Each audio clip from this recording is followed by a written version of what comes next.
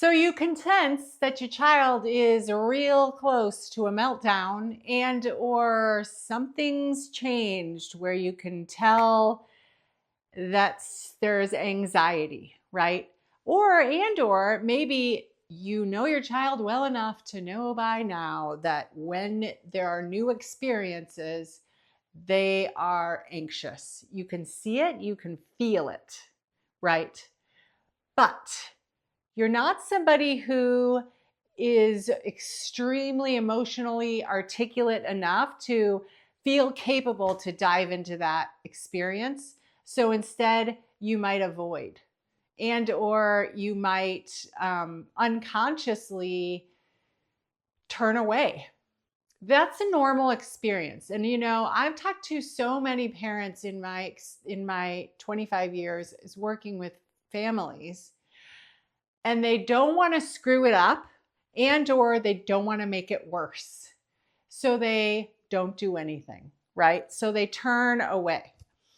If your child is neurodivergent, for instance, if there's somebody who can flip into overstimulation really, really easily, these cards are a way to, first of all, prioritize safety and prioritize connection by giving you the skills that you might not have, but you do have the skill to pull a card, right? And read a script.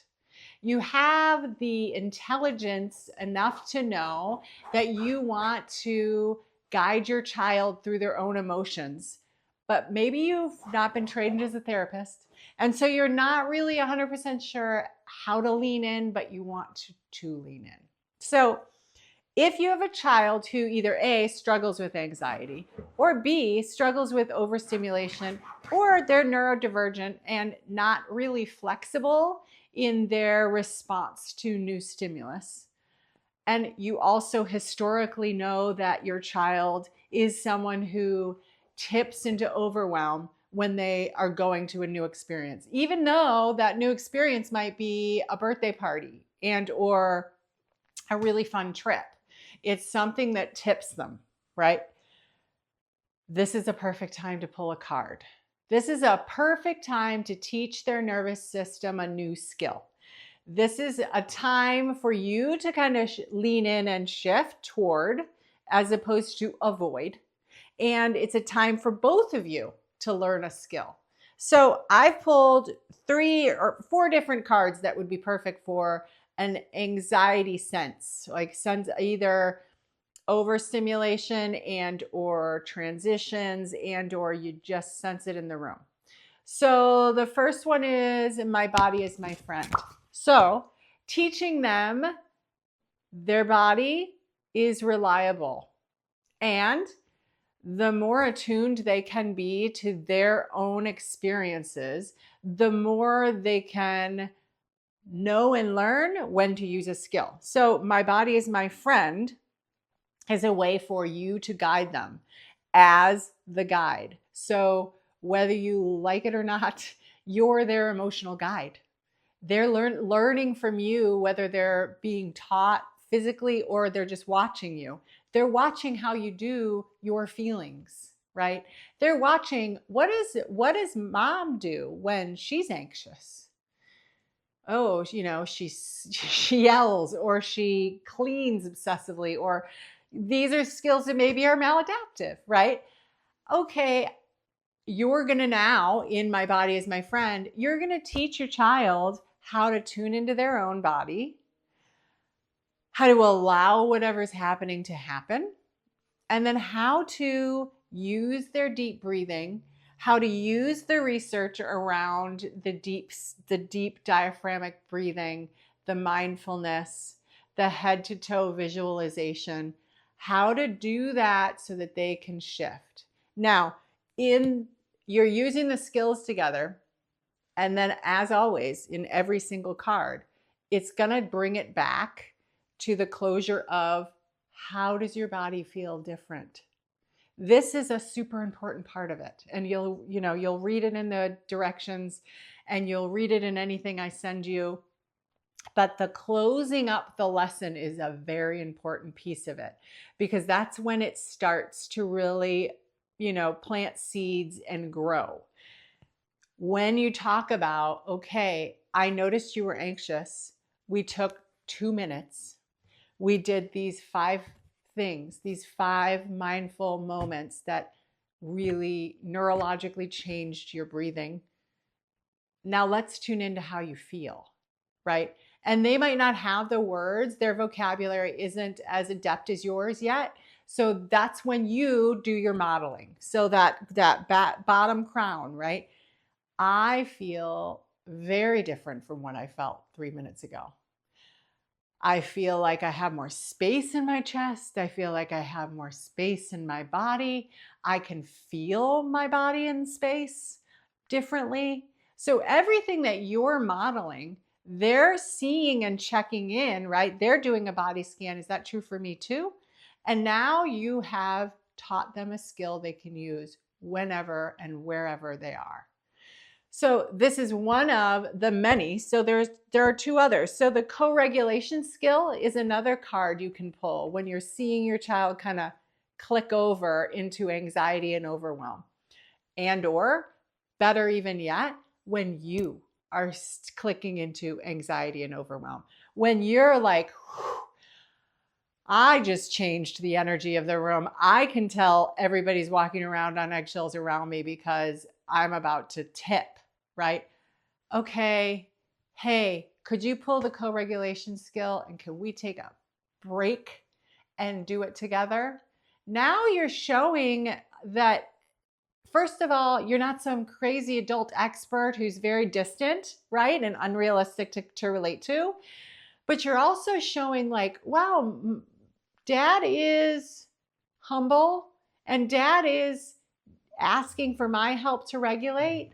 And that is so, that is deepening your relationship just by saying, hey, I'm noticing I'm having a little bit of flooding and I'm going to do the co-regulation. So can we do the co-regulation together? And so you'll know in the co-regulation, it's like, let's talk about creating a safe space. So whether that's like, let's turn off the music, let's turn off the burner and sit on that couch where we always sit together. So now our routine is connecting to our nervous system. Let's be present. What does it sound like in the room? Let's slow down our breathing and let's regulate together. So if you're regulating with your child, you're being present and attuned to what they're showing up with. So I'm noticing that you look a little bit anxious. I'm noticing that your breath is high and tight and in your chest or up in your throat. That must be hard. Tell me more about how it's doing. How are you feeling? Tell me everything. Not stepping in to take it from them, right? You're teaching them, you trust them to hold it and do it themselves. That's different, right? Instead of, oh, this is what you should do. No, we are doing a skill together called co-regulation. This is how we, when we are upset, we can use this skill. Remembering in the Team Us card, you're remembering use the we language instead of the you language.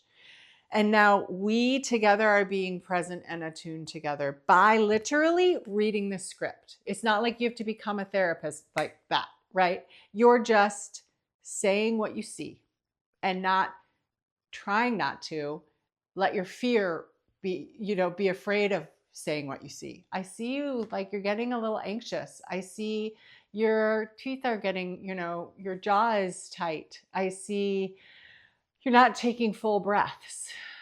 How is it? What's happening? Then you're giving space to whatever is. And then you're really validating and guiding, like, that's a normal reaction. I would feel that same way. I get that way too. It's so you're validating and normalizing. You're not othering, you're not saying, well, you should feel this or this is a wrong feeling. You're validating and normalizing. This is attunement, right? We feel this way sometimes together, right? And now you're reassuring and supporting. So you're supporting using, this is how you feel right now. We can feel it together. We can use this card whenever we want to. We can use this skill. I'm here through you with this for you, however long this takes. And just having that guidance is now creating in a relationship that's safe enough to go through anxiety together as opposed to alone, right? So you're teaching this skill by using the card. And or another great card is the 5 senses card. So let's take a moment. I'm sensing overwhelm. Let's sit on the couch where we always sit and just say 5 things we see in the room. Let's say 4 things we hear.